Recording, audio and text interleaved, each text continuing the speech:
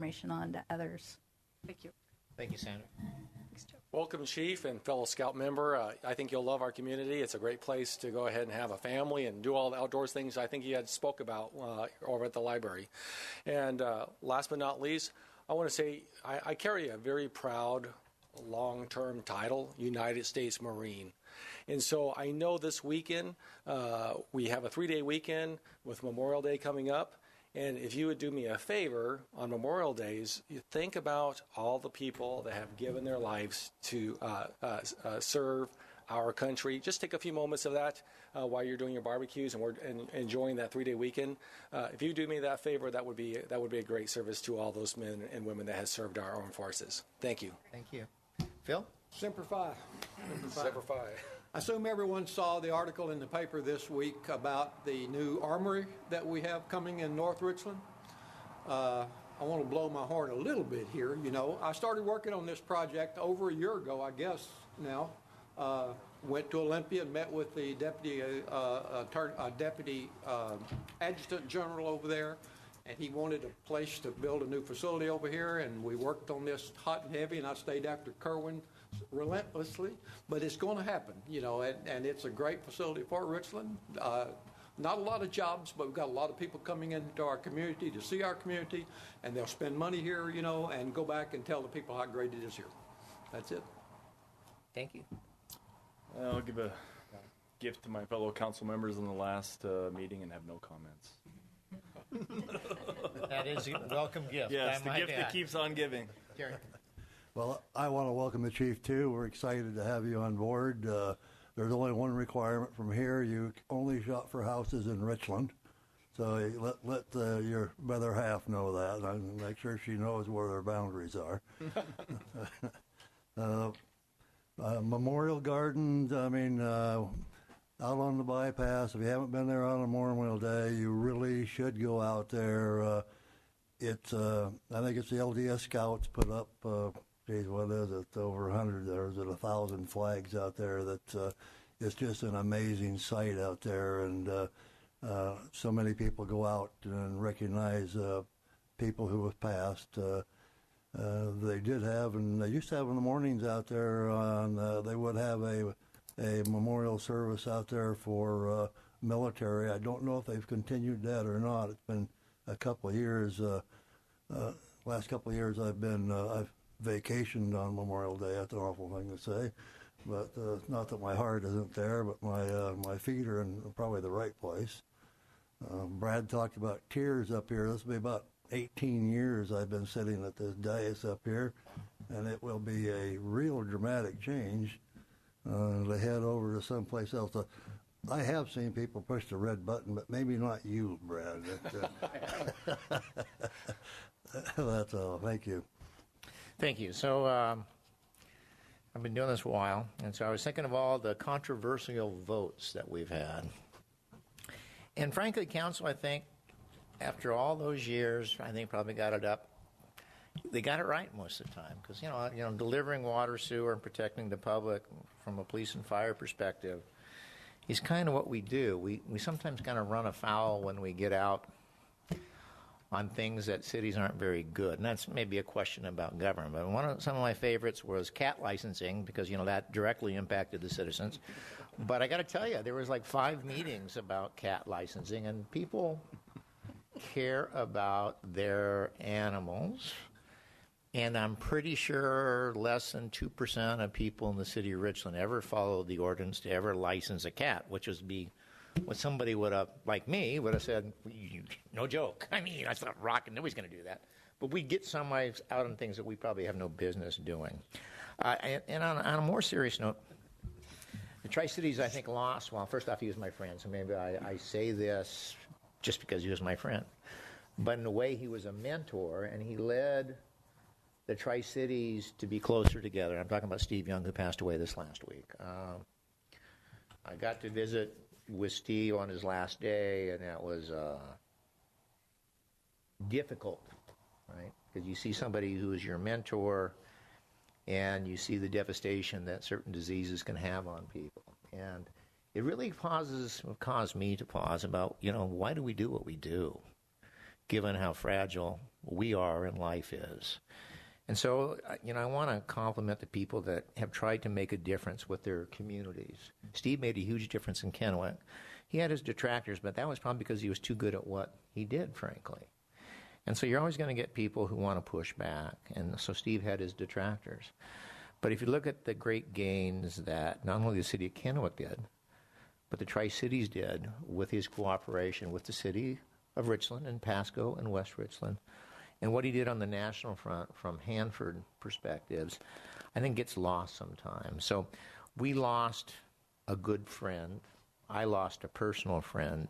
I can only hope that those of us that are on the dais and those people who listen to these words understand what it means to be involved in public service, and maybe take the time to actually get involved in public service because it can make a difference to your community. With that, good night, everybody.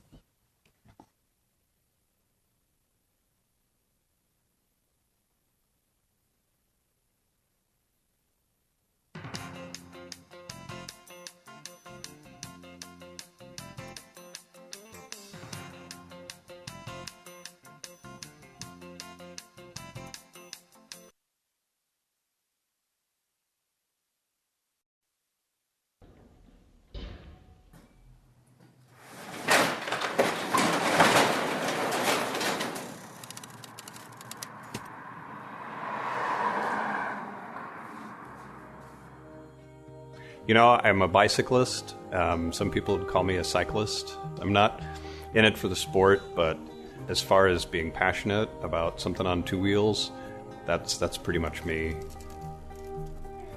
Being able to work on bikes, that's been a real joy too. And it's neat to see the city's Richland's added bike lanes and bike accessibility in more areas. So it's really neat to see that grow and change. I really enjoy just being able to leave my garage and go for a ride. And what's amazing is right from Columbia Point, you can pretty much, you don't have to drive anywhere. You can get on your bike and you can ride anywhere you want.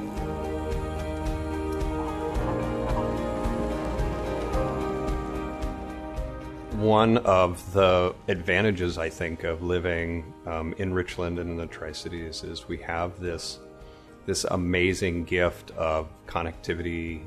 And by connectivity, I just mean, the ability to take your bike out and ride anywhere you want to. You get to know this community that's pretty amazing. The people who bike, that connection and camaraderie. It's one of those rare places where it doesn't take a lot other than the desire to bike year-round, but it's worth it. It's definitely worth it. This is a growing area, and I want to invite people to come and experience how amazing the biking is here and just be part of this really positive, amazing growth.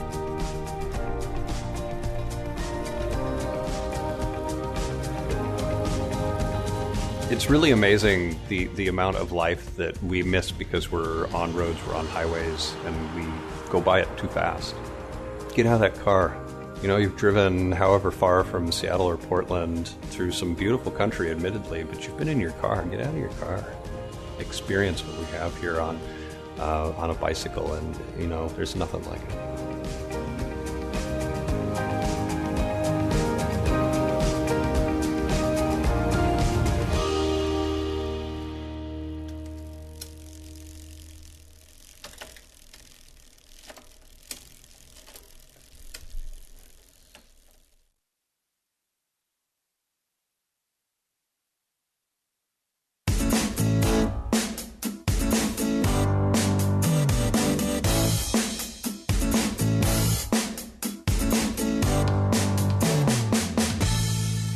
It's ironic that the sun isn't out today. That's because all season long, the sun has been shining bright on the Richland Bombers softball team. Hello and welcome to another exciting edition of Explore Richland. I'm Mark Ingham. Spring sports are coming to an end, which means the cream of the crop are getting ready to slug it out in the state tournament. We are at Richland High School, where the #1 softball team in the state has one thing on their mind: bring home the first softball state championship in school history. Well, joining us now is Richland Bomber head softball coach Casey Emery. Casey, thanks so much for joining us today. You bet. Appreciate you guys being out here. You bet. Now, Casey, this is the 16th season you've been here at Richland High School. Yes. We know the record, we know the state ranking, but this is a team that graduated 10 seniors from last year's team and only returned 4 starters. So how much of this season was maybe a surprise, and what were your expectations coming into the season? I definitely say it is a surprise. I mean, anytime you can go 22-0, at this point of the season, it probably is a surprise, right? But only having 4 returning four returning starters from last year's team, the expectations probably weren't quite near that high. I mean, we knew we had some good players returning, but we knew we had an uphill climb. So expectations, we weren't real sure yet. Okay, great. Now, your team has performed at a very high level this year. In fact, you've scored 226 more runs than you've allowed this year. What do you believe the strength of this team is? Probably our balance. We have good pitching, really good pitching, good catching, hitting, good team speed. But I think that the team chemistry that we've got really helps this team out a lot. They stand behind each other, they help each other, we don't have team issues, and then that helps out, practice and then game situations as well. That's great. Now, Coach, maybe you can help me out, because I've always felt like Steve Kerr has the easiest job in the world, right? Coach the Golden State Warriors. So maybe you can help me out. What are some of the challenges of coaching a team that is this good? I don't know really how good we are yet. We beat some teams by a lot of runs this year. I don't know if that means that we're really good or maybe the league's down a little bit this year. We'll find out. I think we've got a pretty good team, but, we'll find out a little bit more as we go through the next 2 weeks. Perfect. Now, Coach, you've completed MCC play. You're gearing up for the state championship, state tournament. Does anything change for you, philosophy-wise, for just preparing, getting ready for these games? The only thing that would change is based on our scattering reports of the teams that we're playing. Our preparation might change a little bit, but we kind of just do the same things. Maybe try to incorporate a little bit change because practices get a little bit mundane and stuff. But we just kind of then direct our approach towards our opponent a little bit as far as what we know about them. Great, perfect. Now, later on in this program, we're going to hear from 2 of the senior leaders on this team. But look through the stats, I noticed that you're getting some monster seasons from some underclassmen. So I wanted to talk to you a little bit about junior Addison Pettit. I'm going to look here because she hit .695, 4 home runs, 35 runs scored, 52 RBIs. What has Addison meant to this team? Those are incredible numbers, right? There's not many that do that, right? First, let me just say, she is the most humble kid you would ever want to be around. Nice kid. But you put her between the white lines on the field, and she's tenacious. She is a competitor. Those numbers, the reason she got those numbers, a lot actually is because of the players that we've had here before. The April Utex, the really good players that have been mentors. Stephanie Merwin, they both went Division I. They worked hard off the field to be, outside of practice to become very good. That Addison carries that through. Hold on. That's pretty good. Junior Kaylee Northrup. She comes from a great lineage of Bomber athletes. Currently, right now, she's 15-0, struck out 83. That's over 1 an inning. Again, what has Kaylee meant to this team? She's been our workhorse. She's pitched almost every inning of every game. And if she had her way, she would pitch every inning of every game. She wants the ball. She wants to go compete. And the thing, too, about her is we're going to have her back next year, along with Addison Pettit, who you mentioned earlier. So we're blessed to have both those kids in our program. Those 2 have played softball together since like the age 9, and they just continuing now here at Richland. So yeah, we're blessed. We really are. That's great. Coach, how much fun are you having coaching this group of girls? You see the smile, right? I mean, even over practicing the other field, ecstatic. This is just a great group of kids. The chemistry is second to none. In my 16 years, we've had some really good teams that had really good chemistry. This one probably is equal to or better than any. So it is easy to come to practice every day. And Coach, this is a program that has experienced a lot of success recently. In the past 6 years, you guys have placed 3rd in state 3 times and 2nd once. But I want to know, what's it going to take for this team to bring back Richland's first ever state softball championship? Mark, if I had the answer to that, I have about 6 trophies right now, right? We try to figure that out. We make the state a lot. We haven't brought home the big trophy yet. Like you said, we've been there knocking on the doorstep a few times. It's going to take a little bit of good fortune, but I just think that our preparation and just keep on doing what we do. As you might have mentioned, we are a fairly young team because of all the seniors we lost last year. So I think if we keep our nerves and not get too nervous while we're over there and play our game, we should be fine. I think we're going to be good. Coach, okay. Thank you so much for your time. Thank you. We look forward to following you in state and wishing you nothing but continued success this season. Very good. Well, joining us now is senior shortstop Emily Garza. Emily, thanks so much for joining us today. Emily, now you enjoyed a monster season at the plate this year. I'm going to read your stats. You hit 566, 1 home run, 42 runs scored, 35 RBIs. Amazing.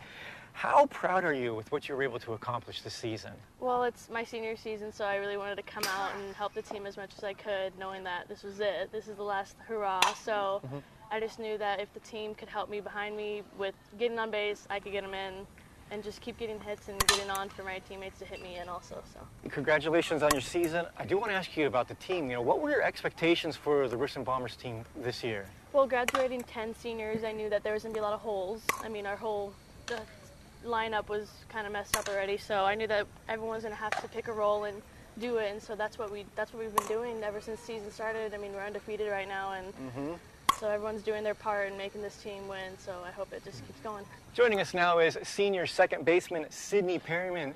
Thank you so much for joining us today. Yeah, Now, you enjoyed a monster season at the plate. I'm going to read your stats off so I don't mess it up. 436 batting average. You clubbed 2 home runs, scored 44 runs, and stole 24 bases.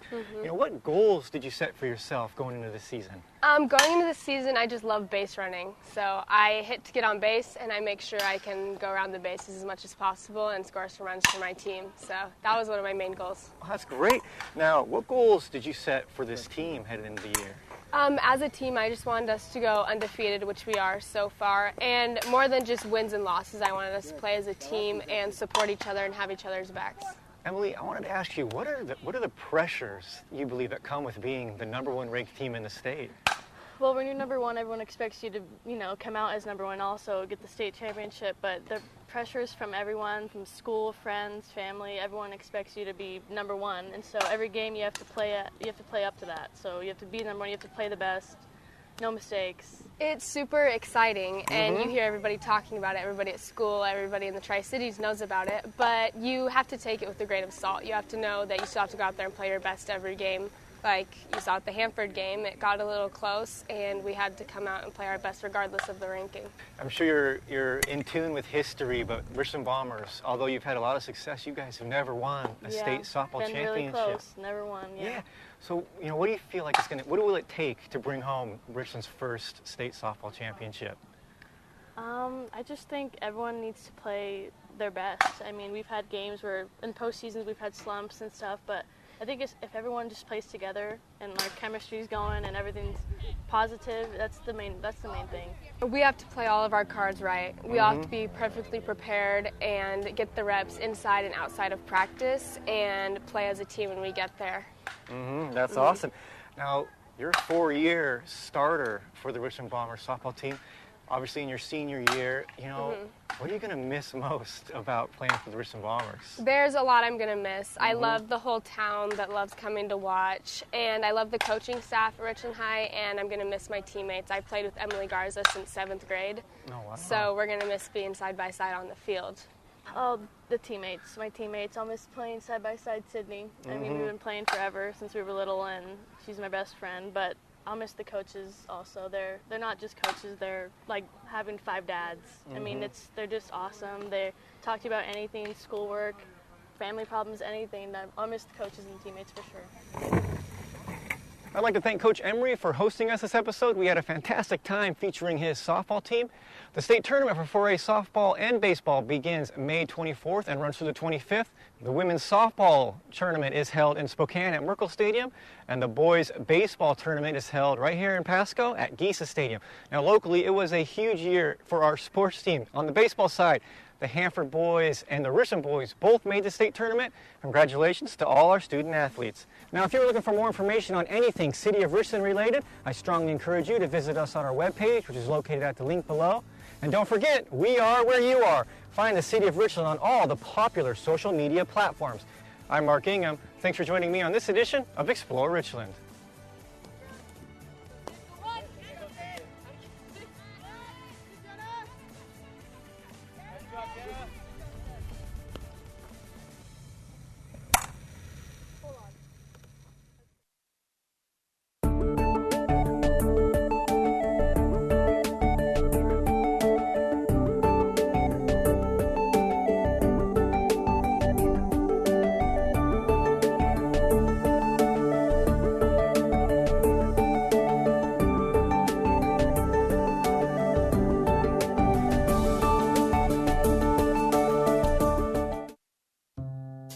Curious about where your property tax goes?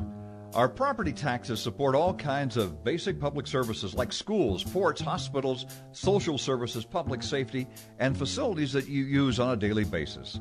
And yet, when we live in a city, only a small share of the property tax actually goes to the city. It pays for things like police officers, firefighters, streets, sidewalks, parks, and a vibrant Main Street. Each of us use many of these services every day, and others, well, we're happy when they're around in times of need. Businesses and visitors may want quality services. City property tax only increase 1% each year. The problem is that Washington's population is growing much more than 1%. In fact, by 2025, more than 830,000 people are expected to move here, and most will live in cities. And then there's inflation, the price increase of specific items over time. For cities, the cost of inflation, or the cost of providing services, grows faster than 1%. Simply put, property tax does not keep up with rising inflation and population growth. We all want to live in a vibrant city, so let's work together to make sure property tax keeps pace.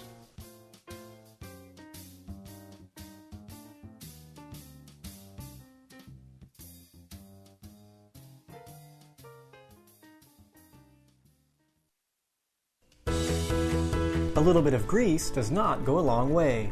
When washed down the drain, grease sticks to the inside of sewer pipes, not only on your property, but throughout the city's sewer drainage system. Over time, the grease builds up and can result in costly sewer repairs for both the homeowner and the city. Grease buildup in sewer lines continues to be a problem that can only be solved with your help. Please dispose of grease properly. More information and helpful tips are available on the City of Richland's webpage. What do you love most about your city? Good parks, safe streets, clean water? Ever wonder who pays for those services? Well, it's all of us. That's right. We're the taxpayers, and we pay for those services when you live or shop in a city. These same taxes also go to your schools, the county, the state. In fact, your city only gets a small portion of the property and sales tax collected within its limits. City revenues go to the operating budget, where the council funds things like police and fire, parks and recreation, planning, streets and sidewalks. These services aren't cheap. Police and fire alone can take up half the city budget. What about the city utility systems like water and sewer? Who pays for that? Customers. Their money goes to that service, and it can't be used for anything else, like a new park that residents want. And in case you were thinking that the state and federal government pays for some of those services, well, there's not much money there. Their support of cities has dwindled. Overall, city revenues may increase in strong economic times, but they also decrease when things aren't so good. During the downturn, cities work to minimize impacts on the public, but that creates challenges even when the economy recovers, and especially when population grows. Cities are also working to enhance the services residents want, like faster public safety response time, reduced traffic, and better parks. This poses a budget problem today and into the future. Cities need reliable and stable revenue. We all need to work together to ensure that we can fund the many things we love about our cities.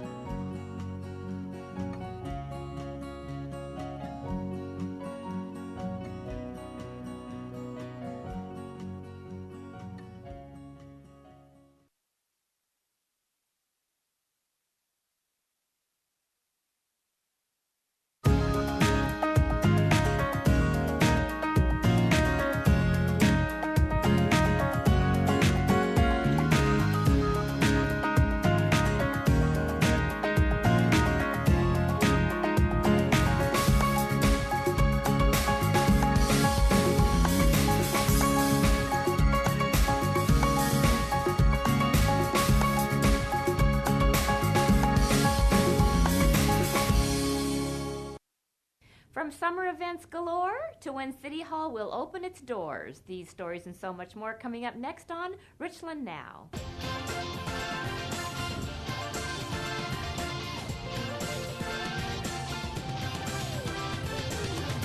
Hello and welcome to the latest edition of Richland Now. I'm Gail Everett.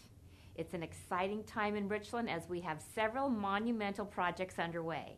That said, our next capital project begins in June of this year. the North George Washington Way Pavement Preservation Project will resurface 4.7 miles of George Washington Way from Geyer Street to Horn Rapids Road. Work will include asphalt milling and overlay, improvements to 110 sidewalk ramps, restriping to include bike lanes, replacement of the Van Giesen George Washington Way traffic signal, and enhancements to some pedestrian crossings. Citizens can sign up for project updates by visiting the link below. We have also made a project website for the North George Washington Way project, which is available at the link below. Well, it seems surreal even saying it. Your new City Hall opens its doors Tuesday, May 28th.